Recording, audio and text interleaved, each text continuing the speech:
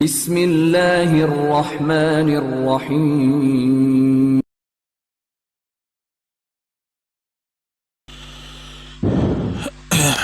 السلام علیکم ورحمۃ اللہ وبرکاتہ۔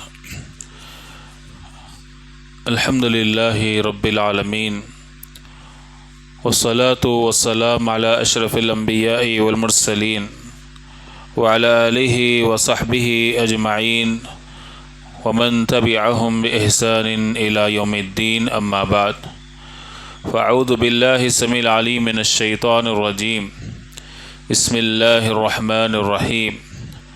ألم تر كيف فعل ربك بعاد إرم ذات العماد التي لم يخلق مثلها في البلاد وثمود الذين جابوا الصخر بالواد وفرعون ذي الأوتاد الذين طغوا في البلاد فأكثروا فيها الفساد فصب عليهم ربك سوط عذاب إن ربك لبالمرصاد۔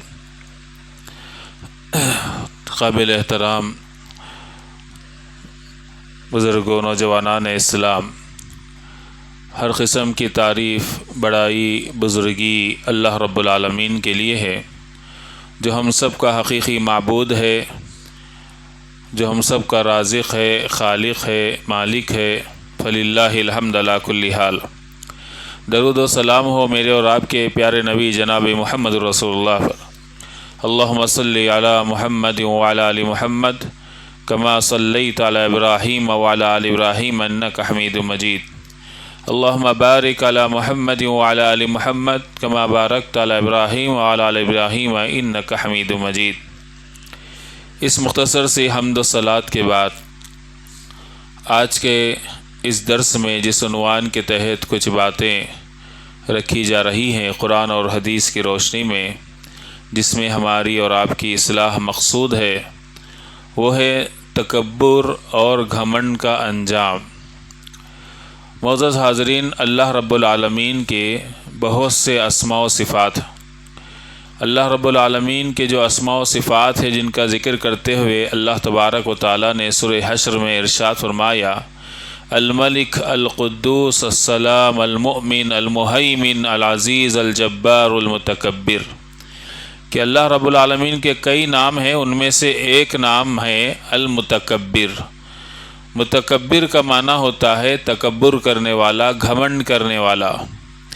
تکبر کرنا، گھمنڈ کرنا، یہ اللہ کے لیے زیب دیتی ہے چیز، کیونکہ اللہ رب العالمین سب کچھ کرنے والا ہے، وہ ساری مخلوقات کا رب ہے، خالق ہے، اسے حق ہے کہ وہ تکبر کرے۔ اللہ رب العالمین کے علاوہ کسی کو بھی یہ اختیار نہیں دیا گیا کہ وہ تکبر میں مبتلا ہو، چاہے وہ نبی ہو، چاہے وہ صحابہ اکرام ہو، چاہے وہ اللہ کے ولی ہو، کوئی بھی ہو۔ اللہ رب العالمین نے تکبر کا حق کسی کو نہیں دیا۔ جس نے بھی تکبر اور گھمنڈ کا مظاہرہ کیا، اللہ رب العالمین نے اس کو ذلیل کیا اور اس کو اس کی اوقات بتائی کہ تیری اوقات کیا ہے، کیسے تو نے یہ سمجھا کہ تو تکبر کر سکتا ہے، گھمنڈ کر سکتا ہے۔ تو اسی لیے ہم انسانوں کو چاہیے کہ اللہ رب العالمین کے سامنے عاجزی اور انکساری کا معاملہ کرے۔ آپس میں ایک دوسرے کے ساتھ بھی ہمیں عاجزی اور انکساری کا معاملہ کرنا چاہیے۔ گھمنڈ کرنا یہ ہمارے شایان شان نہیں ہے۔ گھمنڈ کرنا، تکبر کرنا، یہ اکڑنا کس کی صفت ہوتی ہے؟ انسانوں میں، مخلوقات میں مردوں کی صفت ہوتی ہے۔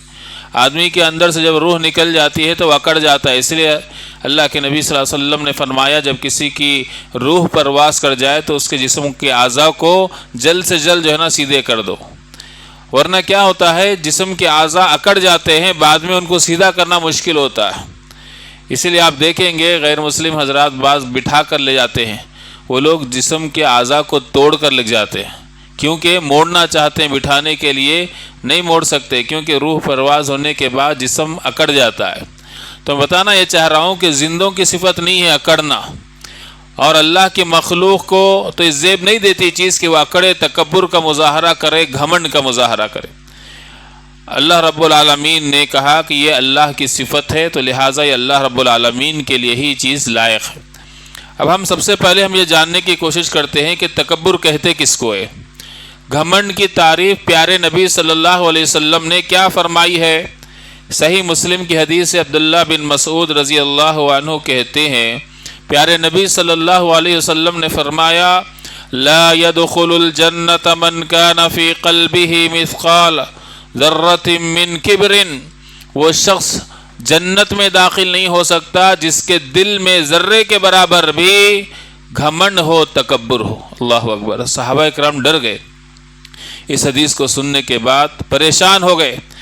ذرہ کسے کہتے ہیں؟ عربی میں جب ہم زمین پر ہاتھ مارتے ہیں تو زمین پر سے جو ذرات ہمارے ہاتھ پر لگتے ہیں اسے ذرہ کہتے ہیں، یا چونٹی یا اس سے چھوٹی چیز کو جو ہے نا ذرہ کہتے ہیں۔ پیارے نبی صلی اللہ علیہ وسلم فرماتے ہیں جس کے دل میں ذرے کے برابر بھی گھمنڈ، تکبر ہے، وہ جنت میں داخل نہیں ہوگا۔ صحابہ اکرام ڈرنے والے تھے اللہ سے، آخرت کی بڑی فکر تھی، تو صحابہ اکرام نے کہا پیارے نبی صلی اللہ علیہ وسلم، ہم میں سے کوئی شخص ایسا ہوتا ہے جس کو اچھا لباس پہننا پسند ہے، اچھا جوتا پہننا پسند ہے، کیا یہ بھی تکبر میں داخل ہے؟ کیا یہ بھی گھمنڈ میں داخل ہے؟ پیارے نبی صلی اللہ علیہ وسلم نے فرمایا، نہیں نہیں، ان اللہ جمیل یحب الجمال، اللہ خوبصورت ہے، خوبصورتی کو پسند کرتا ہے۔ تم کو اللہ نے دیا ہے، اچھا پہنو، اچھا کھاؤ، اچھا حلال چیزیں پیو، اور اچھے سے اچھے گھر میں رہیے، اچھی سے اچھی سواری آپ اختیار کیجئے، لیکن اللہ رب العالمین کی نعمتیں ہیں اور اللہ کا شکر ہے کہ اللہ نے ہم کو دیا، اس پر ہم کو عاجزی انکساری کا مظاہرہ کرنا چاہیے۔ دل میں ان چیزوں کی وجہ سے تکبر اور گھمنڈ پیدا نہیں ہونا چاہیے۔ اچھا، پھر تکبر کسے کہتے ہیں؟ پیارے نبی صلی اللہ علیہ وسلم نے فرمایا، الکبر بطر الحق وغمط الناس، تکبر یہ ہے کہ حق بات کا انکار کرنا، لوگوں کو حقیر جاننا۔ اللہ اکبر! حق بات کا انکار کرنا کیا ہے؟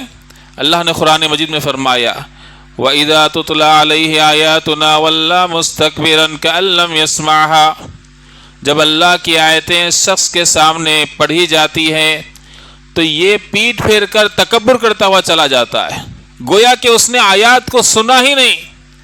اللہ اکبر! اللہ کی بات آ گئی، رسول اللہ کی بات آ گئی صلی اللہ علیہ وسلم، تو ہماری گردنیں جھک جانا چاہیے، ہمارا دل اس کے سامنے جھک جانا چاہیے، ہمیں اس کو اپنی زندگی میں لاگو لاگ کرنے کی کوشش کرنا چاہیے۔ اسے عاجزی اور تواضع کہتے ہیں۔ کسی کے سامنے اللہ رسول کی بات کہی جا رہی ہے پھر بھی وہ اس کو اگنور کرتا ہے، گویا کہ اس نے سنا ہی نہیں، یا پھر سن کر جو ہے ہر درمی پر آتا ہے کہ نہیں، میں اللہ کی یہ بات کو نہیں مانوں گا، رسول اللہ کی یہ بات کو نہیں مانوں گا۔ کیونکہ میرے باپ دادا ایسا کرتے ہیں، میرے علماء یہ کہتے ہیں، یا ہمارا کلچر الگ ہے، تو پھر گویا کہ یہ تکبر کی علامت۔ کیونکہ اللہ کے نبی نے کیا فرمایا؟ تکبر کسے کہتے ہیں؟ حق بات کا انکار کرنا، یہ تکبر کی علامت ہے۔ اور اسی طریقے سے لوگوں کو حقیر جاننا، یہ بھی تکبر کی علامت ہے۔ اسی لیے پیارے نبی صلی اللہ علیہ وسلم نے گھمنڈ توڑنے کی ساری تعلیمات دی ہم کو۔ کہا کہ سواری پر ہو تو پیدل چلنے والے کو سلام کرو۔ کیوں کہا گیا؟ کیونکہ سواری پر ہم ہیں، کار میں ہیں، بائک میں ہیں، تو ہمارے دل میں گھمنڈ آ سکتا ہے کہ بھئی فلاں آدمی سائیکل پر جا رہا ہے، پیدل جا رہا ہے، ہم اس کو حقیر سے دیکھ سکتے ہیں، دل میں خیال آ سکتا ہے شیطان۔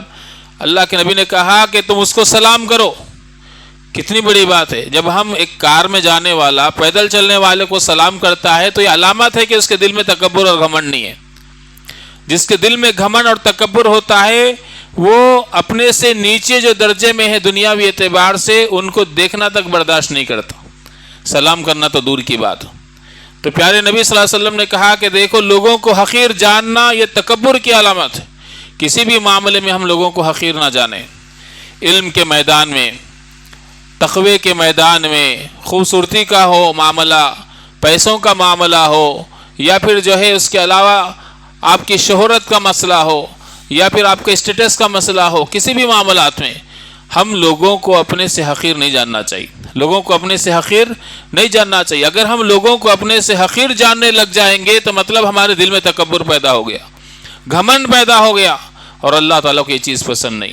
یہ دونوں چیزیں آپ کے سامنے آئیں گی کہ حق بات کا انکار کرنا بھی تکبر ہے، لوگوں کو حقیر جاننا، حقیر سمجھنا بھی تکبر ہے۔ تو یہ دونوں چیزیں ہمارے اندر نہیں ہونی چاہیے۔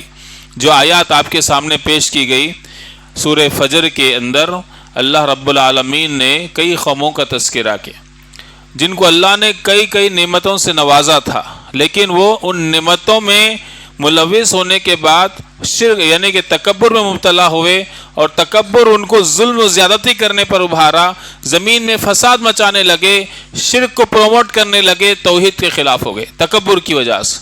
اللہ نے ان کا کیا برا انجام کیا؟ اللہ نے فرمایا الم تر کیف فعل ربک بعاد، کہ آپ نے نہیں دیکھا قوم عاد کے ساتھ اللہ نے کیا معاملہ کیا؟ ارم ذات العماد، ستونوں والی قوم ارم کے ساتھ اللہ نے کیا معاملہ کیا؟ التی لم یخلق مثلها فی البلاد، ان جیسی قوموں کی طرح کوئی قوم شہروں میں پیدا نہیں ہوئی۔ اللہ اکبر، اتنی طاقتور قومیں، اتنی ٹیلنٹڈ قومیں، اللہ کہتا ہے ان کی طرح دوسرے ملکوں میں کوئی قوم پیدا نہیں ہوئی۔ وَثَمُودَ الَّذِينَ جَابُوا الصَّخْرَ بِالْوَادِ، قوم سمود کو دیکھو کیسے اللہ نے ہلاک کیا، جو وادی میں گھروں کو تراشتے تھے، پہاڑوں کو تراشتے تھے، ایک ہی پہاڑ میں پورا گھر بنا لیتے تھے۔ یہ ٹیلنٹ اللہ نے اس قوم کو دیا تھا۔ وَفِرْعَوْنَ ذِي الْأَوْتَادِ، کیلے والے، میخوں والے فرعون کے ساتھ اللہ نے کیا معاملہ کیا؟ کیا تم نے نہیں دیکھا؟ اللہ تعالیٰ فرماتے ہیں فرعون کون تھا؟ جو کیلوں والا، لوگوں کو سزا دیتا تھا کیلے مار کے جسم کے اندر، یا اس کے پاس اتنی فوج اور لشکر تھا اس کا کہ جہاں بھی جاتا وہاں ٹینٹس ڈالنے کی ضرورت پڑتی، ٹینٹ تو اس کو کئی کیلوں کی ضرورت پڑتی تھی۔ یہ مفسرین نے اس کی تفسیر کی ہے۔ پھر اس کے بعد اللہ نے کہا یہ ساری نعمتیں اور طاقت پاور پانے کے بعد یہ متکبر ہو گئے، تکبر میں مبتلا ہو گئے، فَأَكْثَرُوا فِيهَا الْفَسَادَ، زمین میں فساد مچانا شروع کر دیے۔ اور اللہ نے کہا الَّذِينَ طَغَوْا فِي الْبِلَادِ، شہروں میں حد سے تجاوز انہوں نے کیا، لمٹ کراس کیا اور زمین میں فساد مچانے لگے۔ فَصَبَّ عَلَيْهِمْ رَبُّكَ صَوْتَ عَذَابٍ، تمہارے رب کا عذاب کا کوڑا ان کے اوپر برسا۔ اللہ نے ان کو مختلف قسم کے عذابات میں مبتلا کیا جس کی وجہ سے وہ ہلاک و برباد ہو گئے۔ اب ہم سب سے پہلے ہم جاننے کی کوشش کرتے ہیں کہ اللہ نے انسان کو بنایا، جنات کو بنایا، تو سب سے پہلے تکبر آیا کہاں سے؟ اللہ نے کہا قرآن مجید میں وَإِذْ قُلْنَا لِلْمَلَائِكَةِ اسْجُدُوا لِآدَمَ فَسَجَدُوا إِلَّا إِبْلِيسَ أَبَى وَاسْتَكْبَرَ وَكَانَ مِنَ الْكَافِرِينَ، اور ہم نے کہا فرشتوں سے کہ آدم کو سجدہ کرو تو سب نے سجدہ کیا سوائے ابلیس کے جس نے انکار کیا اور تکبر کیا۔ تو ہم نے کہا کہ تو جو ہے کافروں میں سے ہو جا، تو کافروں میں سے ہو گیا۔ اللہ نے کہا کہ اللہ کے نافرمانی کیا تکبر کی وجہ سے اور کافروں میں سے ہو گیا۔ اللہ تعالیٰ نے آدم علیہ السلام کو بنانے کے بعد ان کی تکریم کے لیے، عزت کے لیے سجدہ کرنے کا حکم دیا فرشتوں کو کہ آدم کو سجدہ کرے۔ یہ تعظیمی سجدہ تھا، عبادت کا سجدہ نہیں تھا۔ پھر بعد میں اللہ نے اس کو بھی حرام کر دیا۔ اب جو ہے سجدہ چاہے وہ تعظیمی ہو، عبادت کا، صرف اللہ کے لیے خاص، کیونکہ پیارے نبی صلی اللہ علیہ وسلم نے فرمایا اگر دنیا میں سجدہ کسی کے لیے جائز ہوتا تو میں بیوی کو حکم دیتا شوہر کو سجدہ کرے، لیکن اب سجدہ صرف اللہ نے اپنے لیے خاص کر لیا ہے، تو اب ہم کسی کے لیے سجدہ نہیں کریں گے سوائے اللہ رب العالمین کے۔ تو یہاں پر دیکھیے اللہ تعالیٰ فرماتے ہیں ابلیس نے انکار کیا اور تکبر کیا۔ کیا تکبر تھا اس کا؟ اللہ نے جب اس کو حکم دیا آدم کو سجدہ کرو تو اس نے کہا انا خیر منہ، میں اس سے بہتر ہوں۔ انا کی بات آ گئی، تکبر کی بات آ گئی، گھمنڈ کی بات آ گئی۔ وَكَانَ مِنَ الْكَافِرِينَ، اللہ نے کہا کافروں میں سے ہو گیا۔ اور اللہ نے دوسری جگہ کہا نکل جا تو یہاں سے ذلیل اور رسوا ہو کر، حالانکہ اس کا اچھا بڑا مقام تھا پہلے، لیکن تکبر کیا، اللہ کے حکم کی نافرمانی کی تو اللہ نے کہا کہ اس نے تکبر کیا۔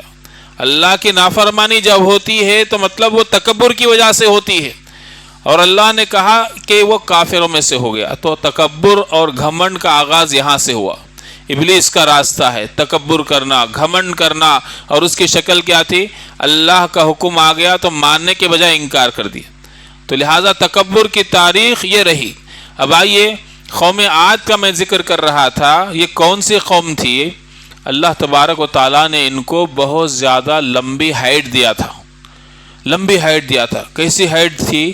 اللہ کہتا ہے کھجور کے تنوں کی طرح تھے. کھجور کے درختوں کو جنہوں نے دیکھا ہوگا کہ اس کو 5-6 آدمیاں مل کے بھی نہیں ہلا سکتے. توڑنا تو دور کی بات، بڑی بڑی کرین لا کے اس کو نکالتے دوسری طرف لگانے کے لیے نکال کر. اتنے طاقتور کھجور کے درخت ہوتے ہیں. اللہ تعالیٰ نے اس قوم کو کہا کہ یہ کھجور کے تنوں کی طرح تھے، اور اتنے طاقتور تھے کہ طاقت کے نشے میں اس قدر اندھے ہو گئے. اللہ نے ان کے پاس ہود علیہ السلام کو بھیجا تھا نبی بنا کر. انہوں نے آ کر ان کو توحید کی دعوت دی تو اللہ تعالیٰ فرماتے ہیں فَأَمَّا عَادٌ فَاسْتَكْبَرُوا فِي الْأَرْضِ بِغَيْرِ الْحَقِّ. کہا کہ یہ قوم عاد ناحق تکبر کیے، توحید کا انکار کری.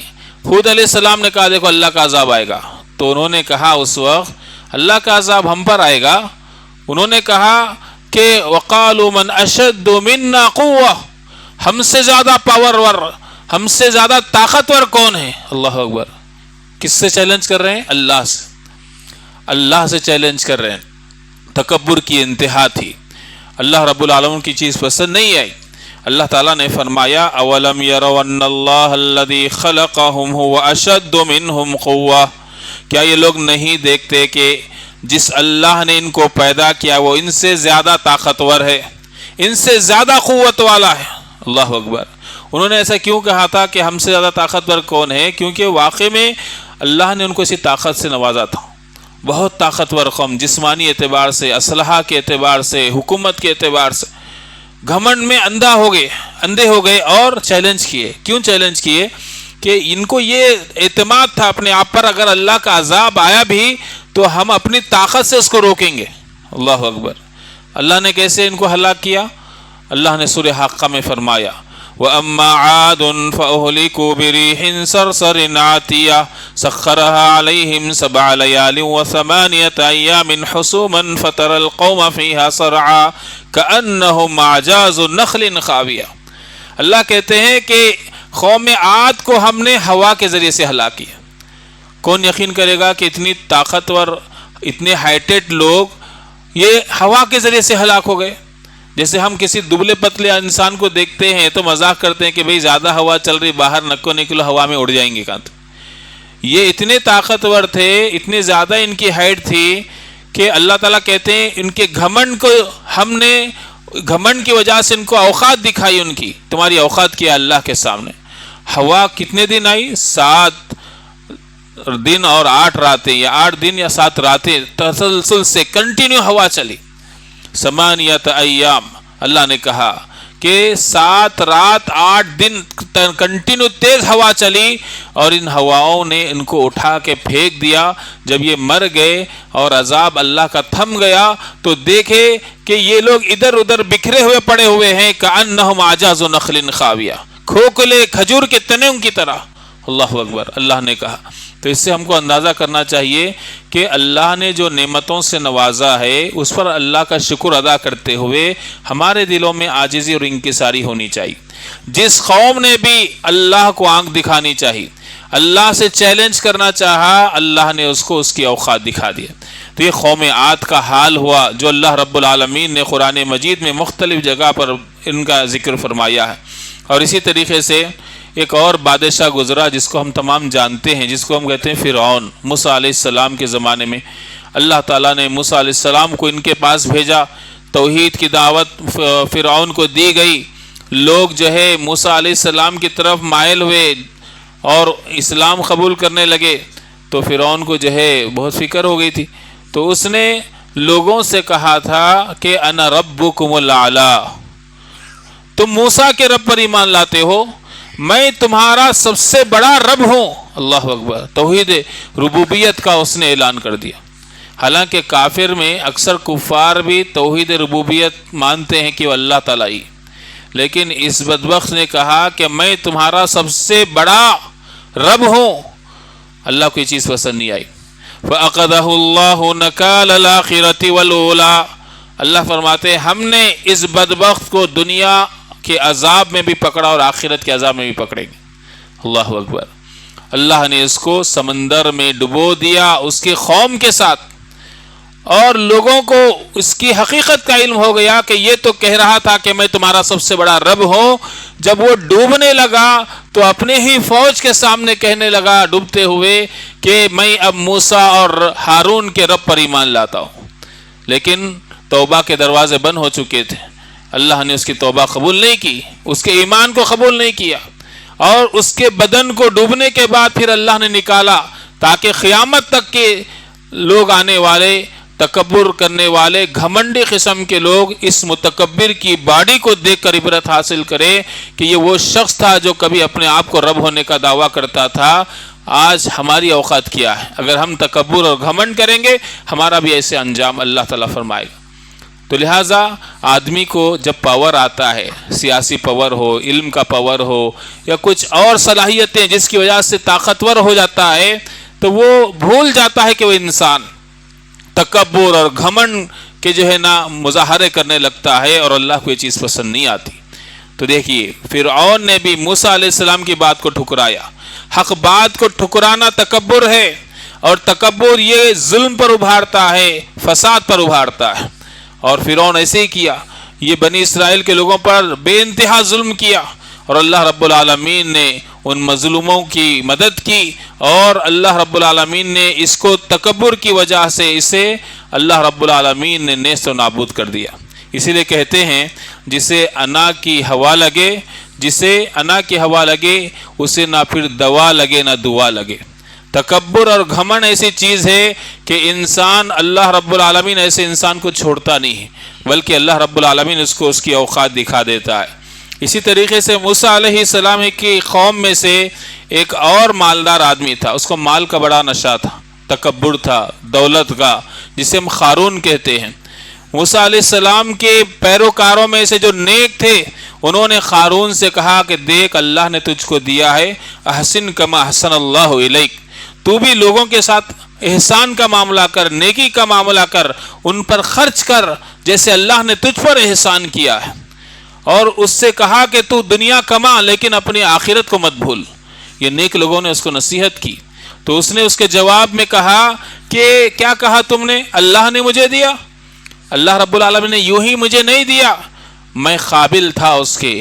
اس نے کہا انما اوتیتہ علی علم عندی، میرے پاس جو علم اور نالج ہے اس کی بنیاد پر اللہ نے مجھے دیا، میں نے اپنے بلبوتے پر کمایا. یہ کہنا چاہ رہا تھا میں کیوں لوگوں کے اوپر خرچ کروں، کیوں میں لوگوں پر احسان کروں؟ اللہ نے کون سا احسان مجھ پر کیا ہے؟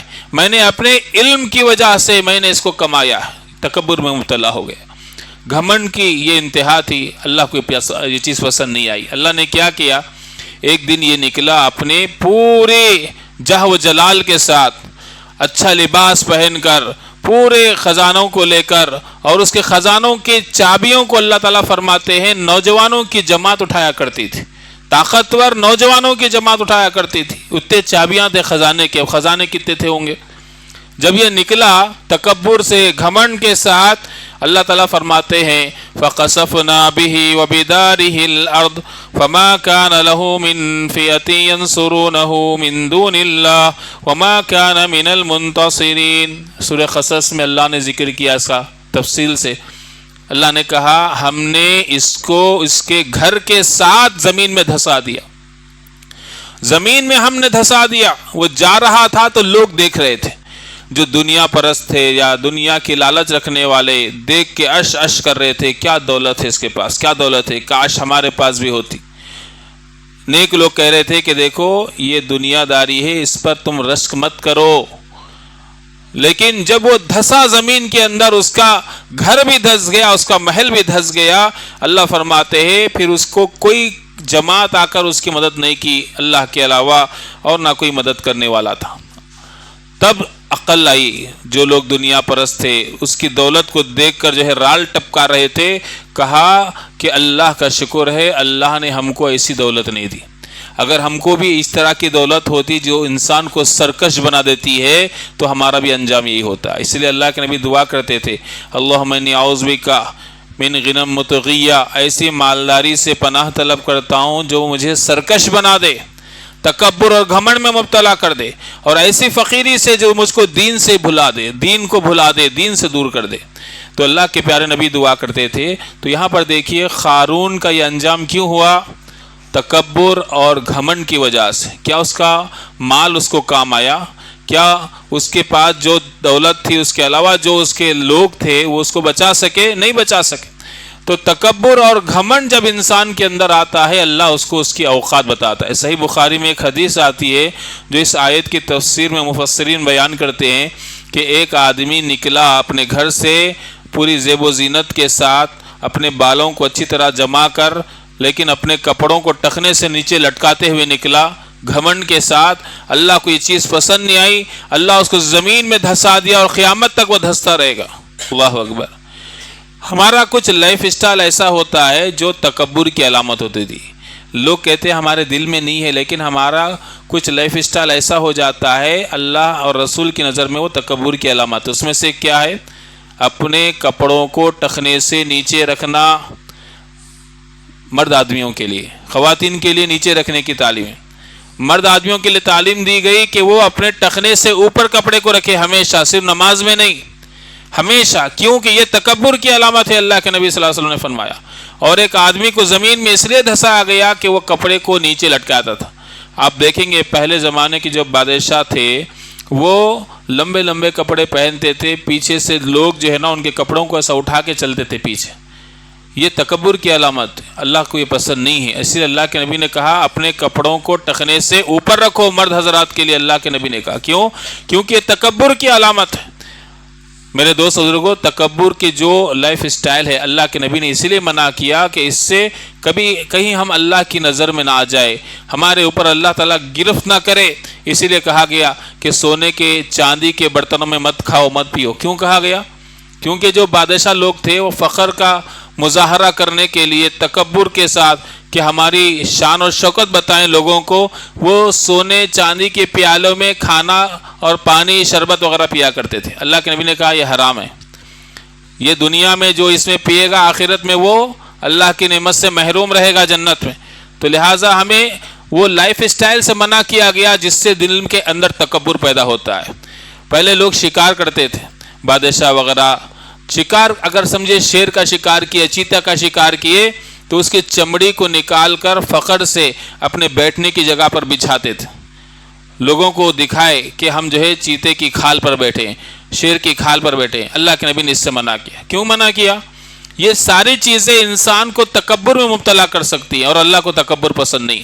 تو اسی لیے گھمنڈ اور تکبر، اسے ہمیں اور آپ کو دور رہنا چاہیے، کیونکہ یہ ہمیں اور آپ کو ذلیل کرتا ہے۔ یہاں سے انسان کی جو ہے گراوٹ شروع ہو جاتی ہے۔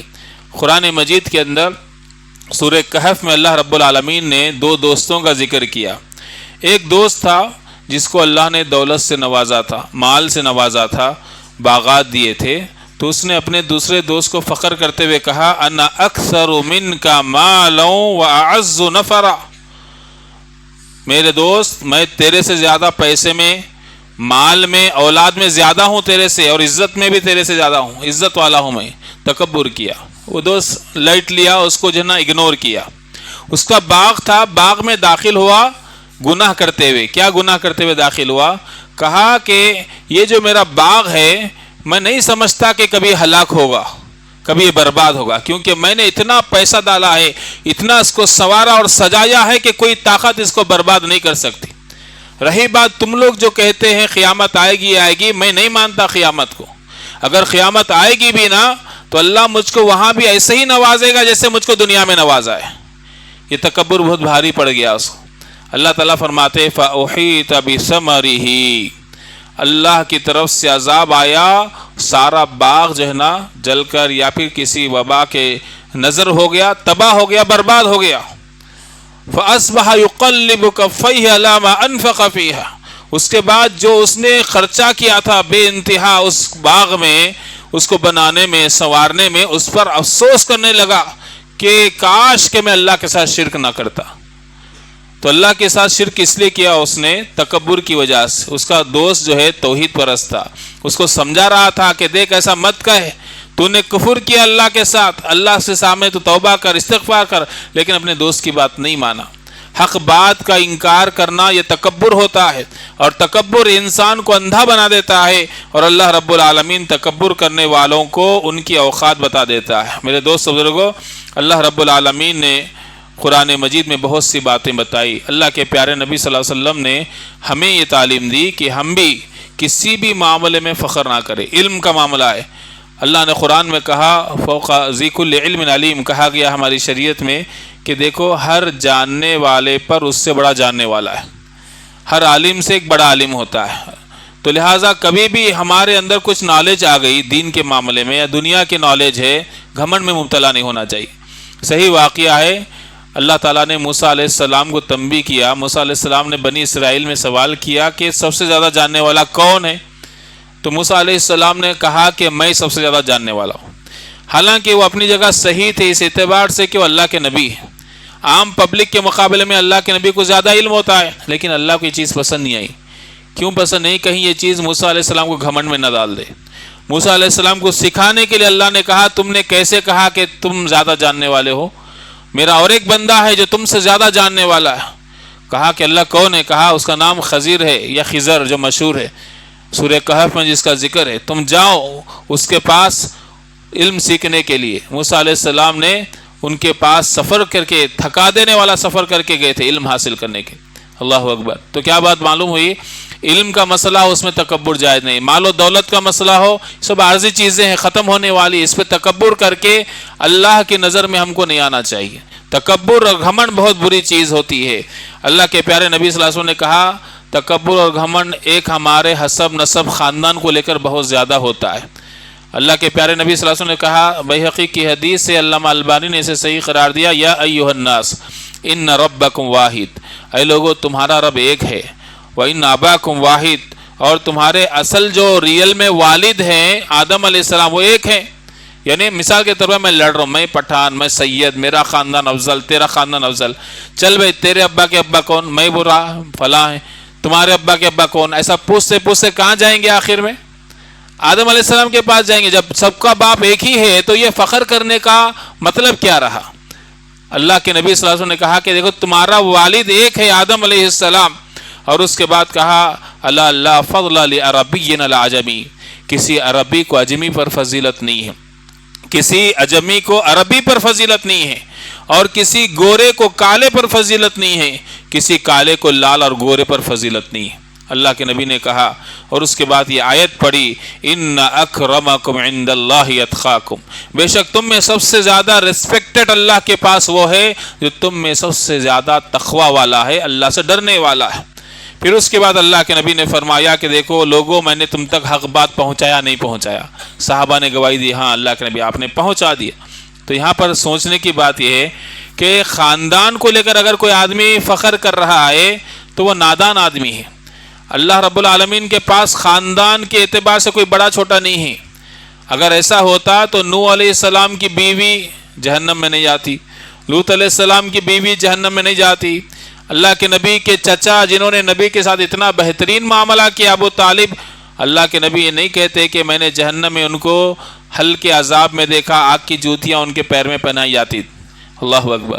خاندان کے تھے اللہ کے نبی کے، لیکن یہاں پر دیکھیے خاندان کام نہیں آیا، بلکہ اصل چیز ہے تقوی۔ تقوی اگر ہے پھر آپ عربی ہو، اجمی ہو، کالے ہو، گورے ہو، مرد ہو، عورت ہو، تقوی ہے تو اللہ کے پاس عزت والے۔ نہیں ہے آپ کتنے بھی بہترین ہو۔ ابو لہب کو ابو لہب کیوں کہتے تھے؟ کیونکہ لہب کے معنی شعلے کے آتے ہیں، شعلہ جیسا لال ہوتا ہے ویسا ابو لہب خوبصورت تھا، ذرا غصہ ہوتا تو لال ہو جاتا تھا، تو اس کا نام پڑ گیا لہب۔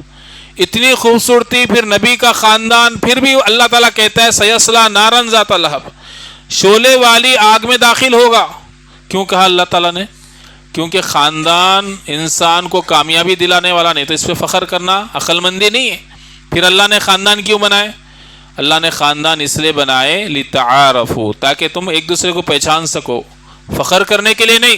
میں بولا عبد الرحمن، کون عبد الرحمن بھائی؟ فلاں عبد الرحمن خان، جب سمجھ میں آتا ہے کہ وہ عبد الرحمن ہے، نہیں سید عبد الرحمن، ارے وہ عبد الرحمن مراد ہے۔ تو خاندان کو کیوں بنایا اللہ تعالیٰ نے؟ کہا کہ یہ تعارف کے لیے، ایک دوسرے کو پہچاننے کے لیے، تکبر کے لیے نہیں، گھمنڈ کے لیے نہیں. یہ ہندوؤں کے پاس ہے، غیر مسلمان بھائیوں کے نہیں کہ کوئی کہتا ہے میں برمن ہوں، کوئی یہ ذات کا ہے، وہ ذات کا ہے، نچلی ذات، اوپری ذات. ہمارے پاس ایسا نہیں ہے. اگر ایسا ہوتا نا، مسجد میں پہلی صف جو ہے نا نبی کے خاندان والوں کی ہوتی تھی، سیکنڈ لائن دوسروں کی ہوتی تھی، تھرڈ لائن دوسروں کی ہوتی تھی. نہیں ہے، ایک ہی صف میں کھڑے ہو گئے محمود و ایاز، نہ کوئی بندہ رہا نہ کوئی بندے نواز، سب اللہ کے سامنے فقیر ہے. تو لہٰذا یہ حقیقت ہے ہماری.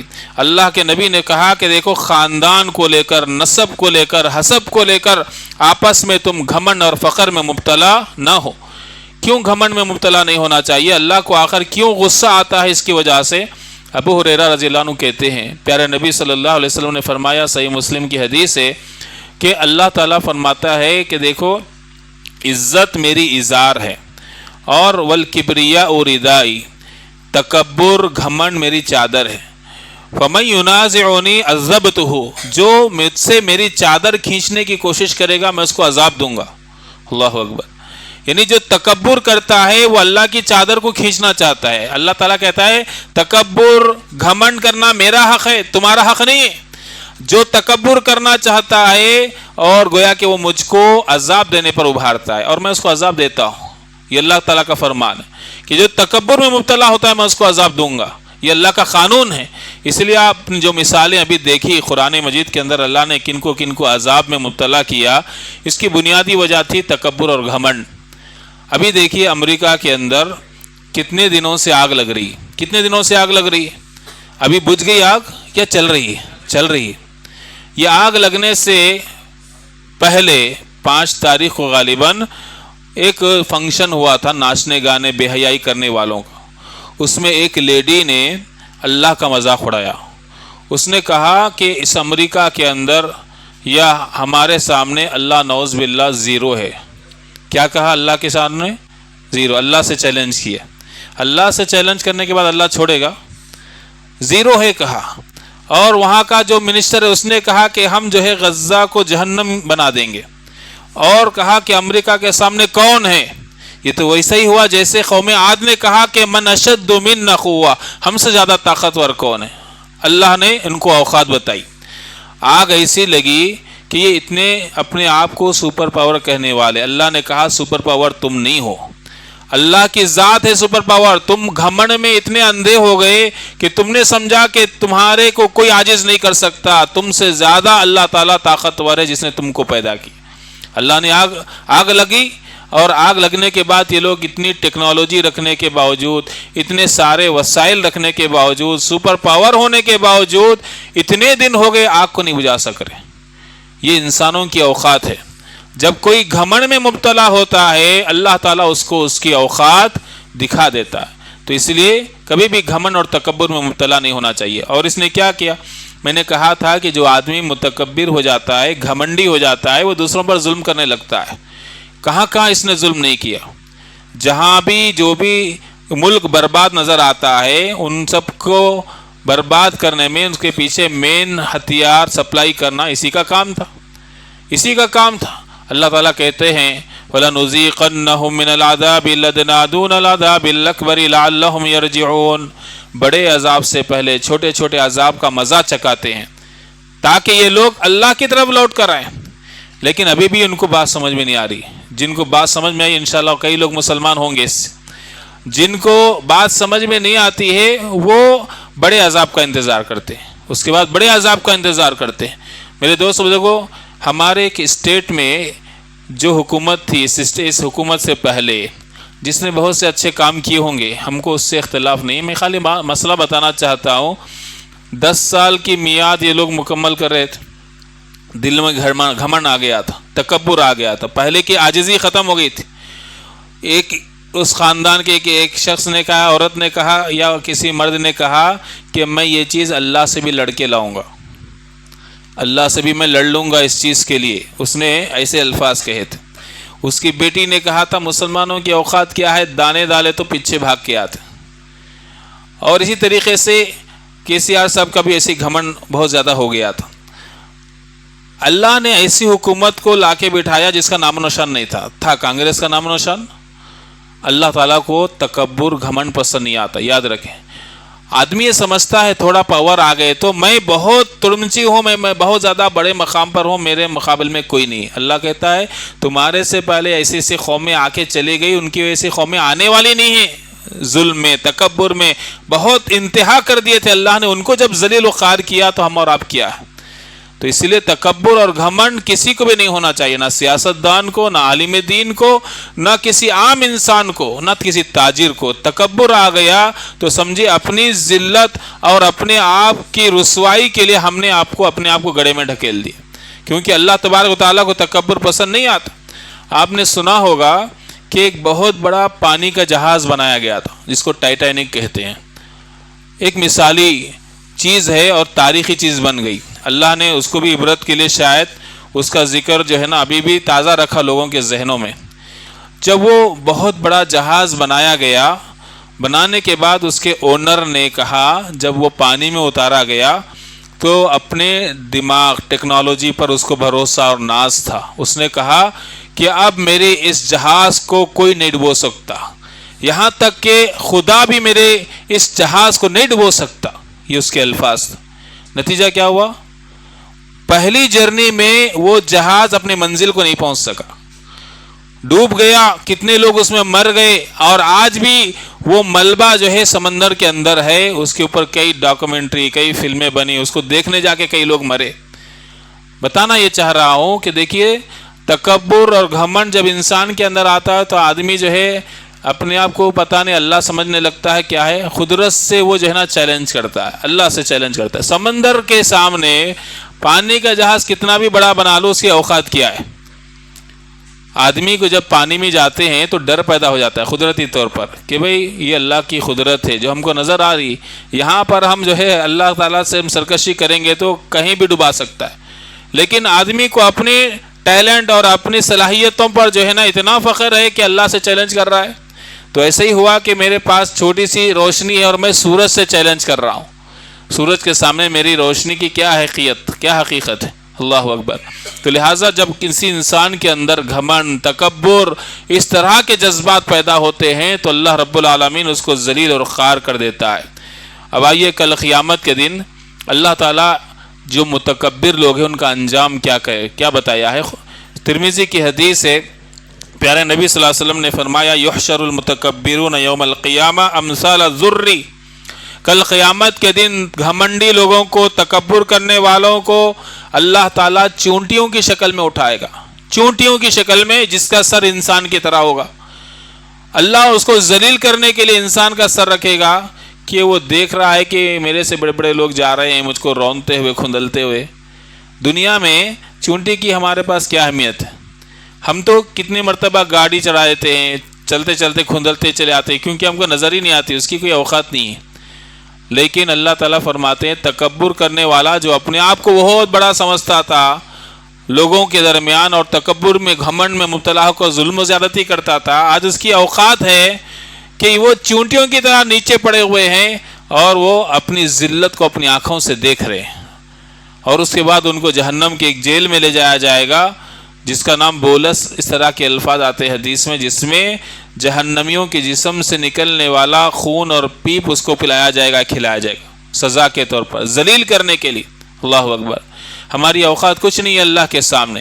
تو ہم گھمنڈ میں جب ہم مبتلا ہوتے ہیں تو اللہ کو یہ چیز پسند نہیں آتی. اسی لیے اللہ کے نبی نے کہا کہ من تواضع للہ رفعہ اللہ, جو تواضع انکساری کے ساتھ رہتا ہے اللہ اس کو بلند کرتا ہے.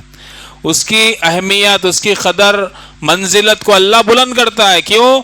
یہ اللہ کے لیے تواضع انکساری اپنانے والا ہے. جو گھمنڈی ہے اللہ اس کو ذلیل کرتا ہے دنیا میں اس کو ذلیل کرتا ہے. جو بھی گھمنڈی ہے اللہ اس کو ذلیل کرتا ہے. جو لوگ ریزلنگ وغیرہ دیکھ رہے ہیں وہ جانتے ہیں, خبیب ایک نام ہے یا خبیب, اس کی جو فائٹ تھی, آخری فائٹ سب کو معلوم ہے, اس کا جو اپوزیشن تھا گھمنڈ میں چور تھا اور یہ اللہ اکبر کہہ رہا تھا, عاجزی کے ساتھ تھا. لیکن جب لڑائی شروع ہوئی تو اللہ نے اس کو ایسے ذلیل کیا, متکبر انسان کو, پوری دنیا کے سامنے وہ ذلیل و رسوا ہو گیا. حالانکہ وہ بہت مشہور و معروف فائٹر. تو بتانا مقصد یہ ہے کہ گھمنڈ اور تکبر جب انسان کے اندر آتا ہے اللہ رب العالمین اس کو ذلیل و خوار کرتا ہے. قرآن مجید میں اللہ نے کہا بعض لائف اسٹائل میں ایک لائف اسٹائل ایسا ہوتا ہے جس سے تکبر جھلکتا ہے، وہ ہے اکڑ کے چلنا، تکبر سے گھمنڈ سے اکڑ کے چلنا اللہ کو پسند نہیں۔ اللہ نے قرآن میں کہا وَلَا تَمْشِ فِي الْأَرْضِ مَرَحًا إِنَّ اللَّهَ لَا يُحِبُّ كُلَّ مُخْتَالٍ فَخُورٍ۔ ایک نیک انسان کا ذکر کیا اللہ نے، لقمان کا، جنہوں نے اپنے بیٹے کو نصیحت کرتے ہوئے کہا بیٹے زمین میں اکڑ کے نہیں چلنا، کیونکہ اللہ اکڑنے والوں کو پسند نہیں کرتا۔ دوسری جگہ اللہ نے کہا کہ تم زمین میں اکڑ کے مت چلو، اکڑ کے چلنے سے کیا اثر ہونے والا ہے تمہارا؟ اللہ تعالیٰ فرماتا ہے کہ نہ تم سر کو بلند کر کے اکڑ کے چل رہے ہو تو نہ تم جو ہے وَلَن تَبْلُغَ الْجِبَالَ طُولًا، تو تم پہاڑ کے برابر ہو سکتے، نہ تمہارے اکڑ کے چلنے سے تمہاری ہائٹ پہاڑ کے برابر ہو رہی، اور نہ تمہارے اکڑ کے چلنے سے اللہ نے کہا وَلَن تَخْرِقَ الْأَرْضَ، نہ زمین میں کھڈے پڑ رہے، یعنی تم چل رہے تو نارمل چل رہے، نہ تمہارے اکڑنے کا اثر زمین پہ ہو رہا، نہ تمہاری گردن اتنی لمبی ہو جا رہی ہے اکڑنے سے کہ تم جو ہے پہاڑ کے برابر ہو رہے۔ اللہ تعالیٰ بتانا چاہ رہا ہے کہ بچوں تمہارے سے زیادہ پاورفل طاقتور مخلوقات ہے اللہ کی، پہاڑ تمہارے سے زیادہ طاقتور ہے، زمین تمہارے سے زیادہ طاقتور ہے، تمہارے چلنے سے زمین پہ اثر نہیں ہو رہا، تم پہاڑ کے برابر ہی نہیں کر سکتے، تم کو کیا حق ہے کہ تم جو ہے نا زمین میں اکڑ کے چلو؟ اللہ اکبر۔ تو یہ صحابہ اکرام بھی اس پر عمل کرتے تھے، جب یہ آیتیں سنیں صحابہ اکرام درمیانی چال چلتے تھے، اکڑ کے بھی نہیں، بالکل ایک دم جھک کے بھی نہیں، درمیانی چال چلتے تھے، عاجزی ان کے ساری صحابہ کے اندر تھی، اللہ کے نبی کے اندر تھی۔ یہ چیزیں اسلام ہم کو سکھاتا ہے کہ ہم تکبر اور گھمنڈ کے تعلق سے بات ذہن میں رکھیں کہ اللہ کی صفت ہے، اور اللہ کسی اور کے اندر تکبر کو دیکھنا پسند نہیں کرتا۔ دوسری بات یہ ہے کہ دیکھو تکبر کرنے سے آدمی جو ہے حق بات کا انکار کرتا ہے، یا حق بات کا انکار کرنے کی وجہ سے تکبر میں مبتلا ہوتا ہے۔ اس کی ایک موٹی مثال، پیارے نبی صلی اللہ علیہ وسلم کھانا کھانے کے لیے بیٹھے، وہاں کئی لوگ تھے، اس میں سے ایک شخص تھا جو بائیں ہاتھ سے کھانا کھا رہا تھا، لیفٹ ہاتھ سے کھانا کھا رہا تھا، تو اللہ کے نبی نے کہا کل بیمینک، سیدھے ہاتھ سے کھاؤ جی، تو اس نے کہا کہ میں نہیں کھاؤں گا، تو اللہ کے نبی کہتے ہیں کہ اس نے تکبر کی وجہ سے انکار کیا ہے، اور تو کبھی ہاتھ نہ اٹھائے سیدھا ہاتھ۔ اللہ کے نبی نے بد دعا دی۔ راوی حدیث کہتے ہیں کہ اس کے بعد ہم نے کبھی بھی اس شخص کو سیدھے ہاتھ کو اٹھاتے ہوئے نہیں دیکھا۔ اللہ اکبر۔ یہاں پر دیکھیے اللہ کے نبی کی بات کا اس نے انکار کیا، تو اللہ کے نبی نے کہا کہ اس نے تکبر سے کیا۔ مطلب یہ ہے اللہ کے نبی نے جو تعریف کی تکبر کی، حق بات کا انکار کرنا، لوگوں کو حقیر سمجھنا، یہ تکبر ہے۔ تو لہٰذا ہم دوست احباب میں کسی کو ہم اپنے سے کمتر نہ سمجھیں۔ نبی اور اللہ کی بات آ گئے تو ہمیں اسے ماننا چاہیے، عمل نہیں ہو رہا ہے تو افسوس کرنا چاہیے، شرمندہ ہونا چاہیے، لیکن اللہ رسول کی باتوں کو ہم لائٹ لیتے ہیں، مطلب یہ ہے کہ ہمارے دل میں گھمنڈ ہے۔ تو گھمنڈ کا یہ برا انجام ہوتا ہے دنیا میں بھی اور آخرت میں بھی۔ تو اس لیے ہمیں اور آپ کو چاہیے کہ گھمنڈ جیسی چیزوں سے، تکبر جیسے صفات سے اپنے آپ کو دور رکھیں، ایسے لائف اسٹائل سے جس سے تکبر پیدا ہوتا ہے اس سے ہمیں آپ کو دور رکھنا چاہیے، اور ایسی صحبت سے بھی بچنا چاہیے جس میں انسان تکبر کو پسند کرتا ہے۔ بعض ہیں جو بڑے لوگوں میں اٹھنا بیٹھنا جن کو شوق ہوتا ہے، دیکھتے ہیں کہ فلاں ہمارا دوست ہے، بڑا ہے، وہ کسی کے سامنے جھکنا پسند نہیں کرتا، وہ معتبری میں رہتا ہے، تکبر میں رہتا ہے، تو ہم بھی وہ کاپی کرنے جاتے ہیں۔ بلکہ ہمیں چاہیے کہ ایسے لوگوں کو دیکھ کے عبرت حاصل کرے، کب یہ گرے گا معلوم نہیں، کیونکہ تکبر کرنے والوں کو اللہ ذلیل کرتا ہے۔ اس لیے اگر کوئی ڈاکٹر بھی یہ کہہ رہا ہے کہ میں اتنا مشہور ڈاکٹر ہوں، میرے پاس کوئی میرا جو ہے کیس فیل نہیں ہوا، میں جب پیشنٹ کو پکڑتا ہوں تو موت مجھ سے جو ہے نا لڑ نہیں سکتے، اگر اس طرح کا تکبر کوئی کر رہا ہے تو اس کے پاس جانا ہی نہیں چاہیے۔ کوئی یہ کہہ رہا ہے کہ میں 100% اس کو اچھا کر دوں گا، جانا ہی نہیں چاہیے۔ کیوں؟ کیونکہ وہ گھمنڈ میں مبتلا ہو گیا ہے۔ اگر وہ یہ کہہ رہا ہے کہ میں پوری کوشش کروں گا، باقی کا مسئلہ اللہ کے حوالے، تو تب جانا چاہیے۔ کیونکہ اکثر ڈاکٹر بھی مانتے ہیں، اللہ کی قدرت کو انہوں نے دیکھا ہے کہ اتنی ٹیکنالوجی ہونے کے باوجود ان کے ہاتھوں میں کئی لوگ دم توڑ دیتے ہیں، وہ نہیں بچا سکتے ہیں۔ کیوں؟ اللہ رب العالمین کسی کو موت دینے پر آئے تو کوئی اس کو بچا نہیں سکتا ہے۔ اگر کوئی دعویٰ کر رہا ہے کہ میں 100%، تو سمجھ جاؤ کہ ان تکبر کا شکار ہے۔ کوئی انجینئر کہہ رہا ہے کہ میں ایسا گھر بناتا ہوں 100 سال تک کوئی نہیں توڑ سکتا، گھمنڈ کی بات کر رہا ہے، تو سمجھ جانا چاہیے کہ اللہ سے چیلنج کر لیا، اور ایسے شخص کے پاس جانا بھی نہیں چاہیے۔